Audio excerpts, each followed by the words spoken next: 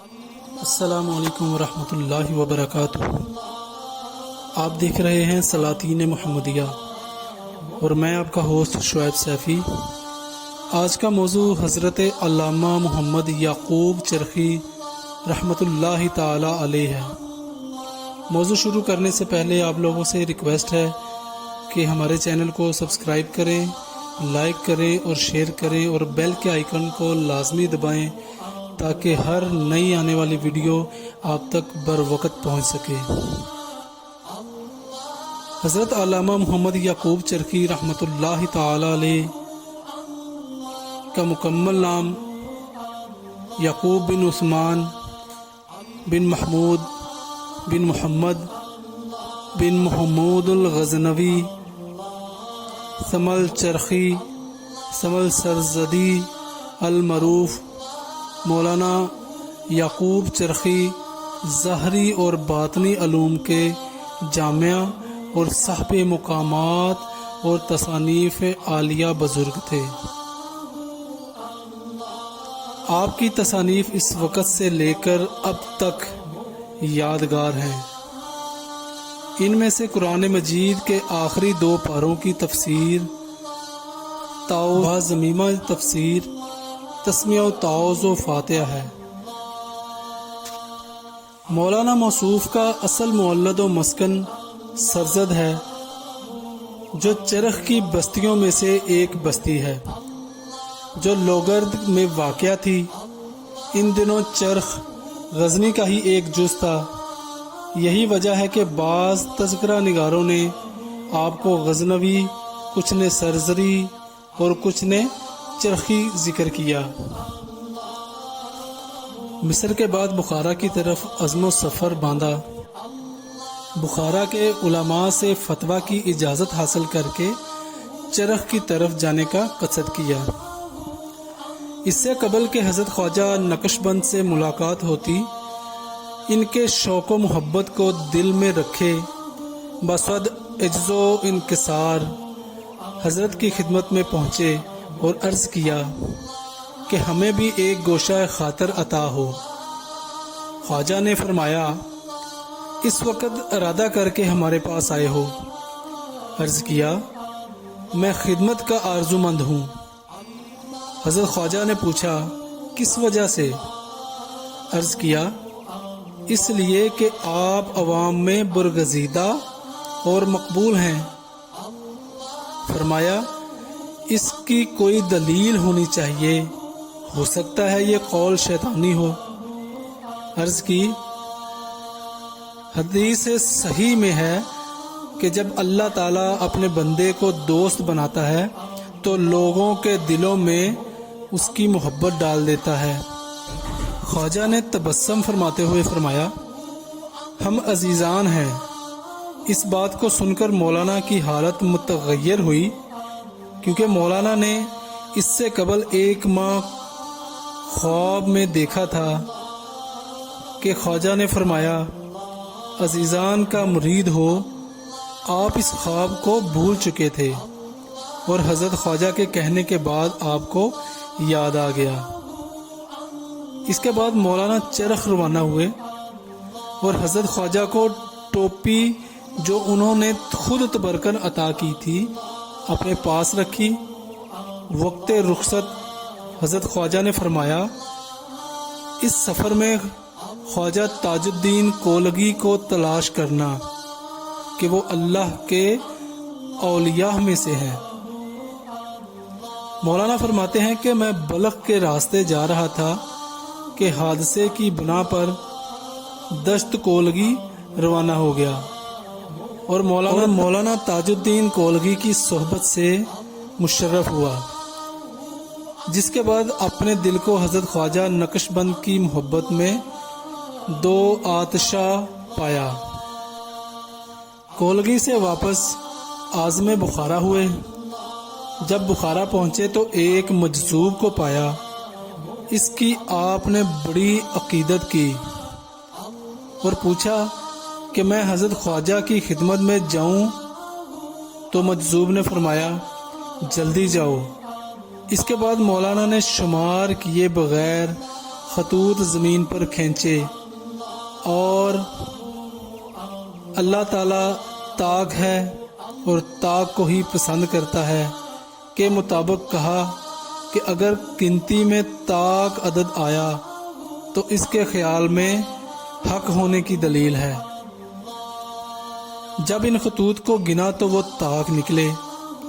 اس کے بعد آپ نے اپنے خلوص و محبت میں اور اضافہ دیکھ کر قرآن مجید سے استخارہ کیا۔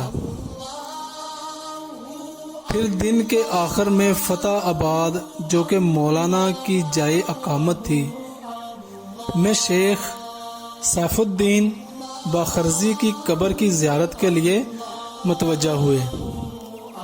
اچانک مولانا کے باطن میں شور و ولولہ جلوہ نما ہوا اور بے قرار ہوئے اور وہیں سے درگاہ حضرت خواجہ نقش بند کی طرف رخت سفر باندھا اور قصر عارفاں پہنچے۔ حضرت خواجہ کو سر راہ منتظر پایا۔ جب مولانا نے اپنا ارادہ بیعت ظاہر کیا، آپ نے فرمایا ہم کسی کو خود قبول نہیں کرتے، آج رات دیکھیں گے کہ تمہارے لیے کیا حکم ملتا ہے۔ مولانا نے یہ رات بہت سختی اور مشقت سے کاٹی کہ اپنی ساری زندگی میں اتنی سختی نہ دیکھی تھی۔ نماز فجر کے بعد حضرت خواجہ نے فرمایا مبارک ہو تمہیں، تمہارے لیے قبولیت کا اشارہ ہوا ہے۔ اس کے بعد اپنا شجرہ طریقت حضرت خواجہ عبد الخالق گجدوانی تک پڑھا اور پھر مولانا کو سلک مریدین میں پرو لیا۔ اس کے بعد آپ عرصے تک حضرت خواجہ اور حضرت خواجہ علاء الدین جو کہ حضرت خواجہ کے داماد اور خلیفہ مطلق تھے کی خدمت کرتے رہے، حتیٰ کہ حضرت خواجہ نے آپ کو بخارا سے جانے کی اجازت دی اور وقت رخصت فرمایا جو کچھ تمہیں مجھ سے حاصل ہوا ہے اس کو بندگان خدا تک پہنچاؤ تاکہ تمہارے لیے سعادت کا سبب ہو۔ پھر حضرت خواجہ نے 3 بار فرمایا میں نے تمہیں اللہ کے سپرد کیا، میں نے تمہیں اللہ کے سپرد کیا، میں نے تمہیں اللہ کے سپرد کیا۔ نیز حضرت علاء الدین کی مطابقت کا اشارہ بھی فرمایا۔ اور اس رات کے بعد جو مولانا پر سخت گزری تھی، حضرت خواجہ نے فرمایا تمہیں قبول کر لیا ہے لیکن تو خواجہ علاء الدین سے مراد و مقصود حاصل کرے گا۔ اس کے بعد مولانا حضرت خواجہ کے فرمان کے مطابق بخارا سے کش پہنچے اور چند روز قیام کیا۔ وہیں ان کے پاس حضرت خواجہ کی وفات کی خبر آئی جو کہ موجب غم و اندوہ ہوئی۔ اس کے بعد مولانا کو فکر ہوئی کہ کہیں دل عالم مادی کی طرف نہ راغب ہو جائے اور طلب حق کی آرزو باقی نہ رہے۔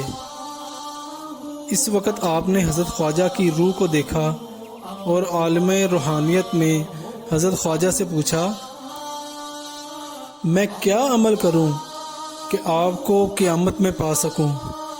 فرمایا مطابقت شریعت محمدی۔ اس وقت جب کہ آپ کچھ سے بدخشاں گئے، حضرت علاء الدین عطار کا خط آپ کے نام پہنچا جس میں حضرت عطار کی مطابقت کرنے کا اشارہ یاد دلایا گیا تھا۔ مولانا شیخ عطار کی صحبت میں حاضر ہوئے اور ایک عرصے تک خدمت بجا لائے۔ مولانا نے حضرت علاء الدین کی صحبت سے بقیہ کمالات و مقامات اور عروجات و حالات کو باتمام حاصل کیا۔ یہی وجہ ہے کہ بعض لوگ مولانا کی نسبت سلوک حضرت خواجہ بزرگ کی طرف کرتے ہیں اور بعض حضرت خواجہ عطار کی طرف کرتے ہیں۔ حضرت مولانا جامی نے نفحات میں مولانا کی نسبت دونوں کی طرف کی ہے۔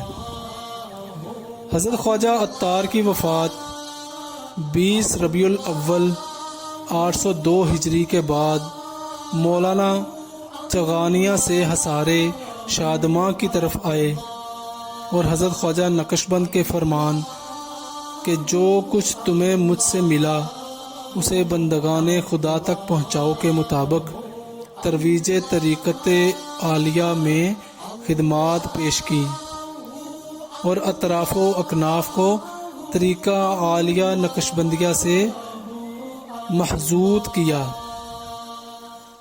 اس کا اندازہ اس بات سے لگایا جا سکتا ہے کہ خواجہ عبید اللہ احرار اس وقت ہرات سے آپ کی صحبت کے لیے حاضر ہوئے کہ ابھی چغانیہ کو ترک نہ کیا جاتا تھا اور حضرت مولانا کی صحبت سے مشرف ہوئے اور طریقہ عالیہ نقشبندیہ کو حاصل کیا۔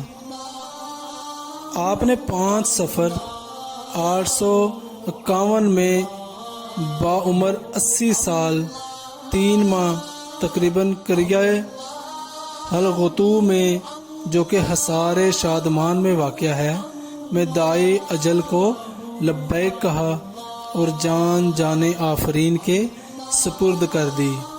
انا للہ و انا الیہ راجعون۔ مولانا کی وفات کے بعد آپ کے بیٹے حضرت یوسف چرخی آپ کے جانشین ہوئے۔ آپ کی قبر دوشنبہ سے 40 کلومیٹر دور ایک مقام چرتک میں معروف و مشہور ہے۔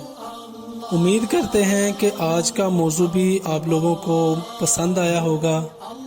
مزید ویڈیوز کے لیے ہمارے چینل کو سبسکرائب کریں، لائک کریں اور شیئر کریں اور بیل کے آئیکن کو ضرور دبائیں تاکہ ہر نئی آنے والی ویڈیو آپ تک بر وقت پہنچ سکے۔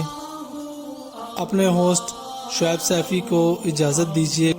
السلام علیکم ورحمۃ اللہ وبرکاتہ۔